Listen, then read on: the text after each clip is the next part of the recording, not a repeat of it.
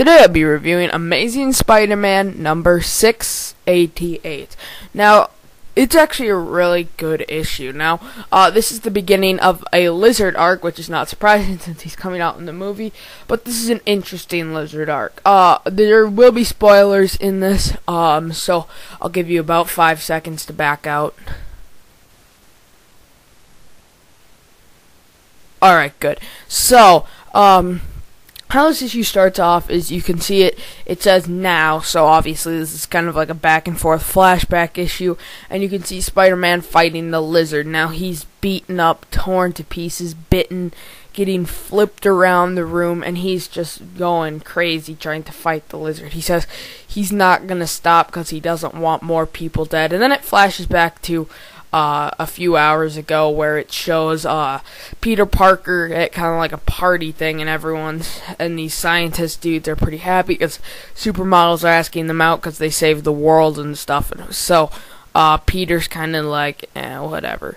And then basically it continues like that for a while. Stuff happens, and then he's at Mary Jane's nightclub. Now, I actually think this brings up a good point to Spider-Man. Now, Spider-Man, he basically walks to the party. He's a little sad right now because people kind of died from the last arc, and actually Geekvolution's review of Amazing Spider-Man of the previous arc where Silver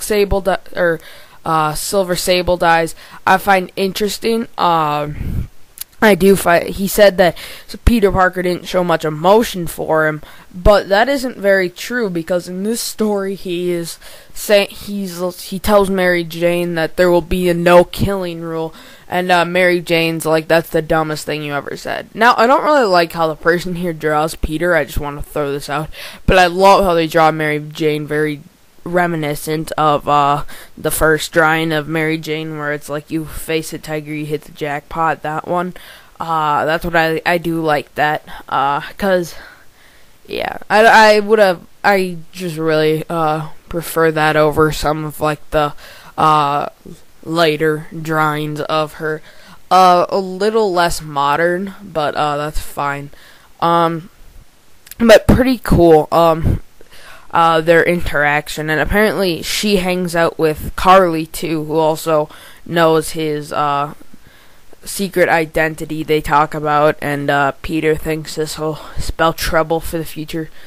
I find that interesting, pretty interesting actually, but yeah, so continuing on, now it's back to another small Lizard fight scene, and then you see Morbius, and he's like, okay, so what's Morbius up to? And he's cutting up, Carly Cooper calls him, and then he goes there, and then she basically tells him Billy's body has been stolen, Billy Connors, and so he goes to Horizon Labs, and there you see Morbius, because he knows it's Morbius, because Carly's like, it was some pale dude, and he's like, Morbius, and then Morbius is like, don't come in here, then they go in there, and they're like, oh my god, you cut open Billy's body.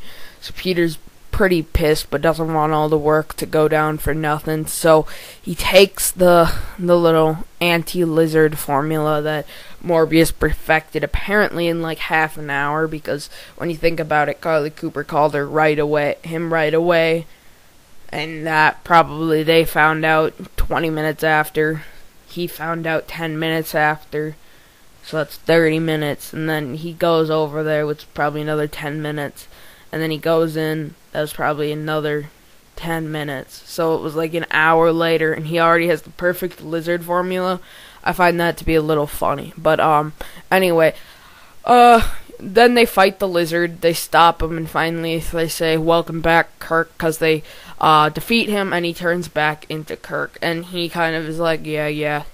Like he actually is Kirk Connors, but then he thinks Kirk Connors is dead. You guys should have listened to me. Now I'm gonna basically get my revenge. So yeah, it's pretty interesting. I really do like how this whole issue is drawn.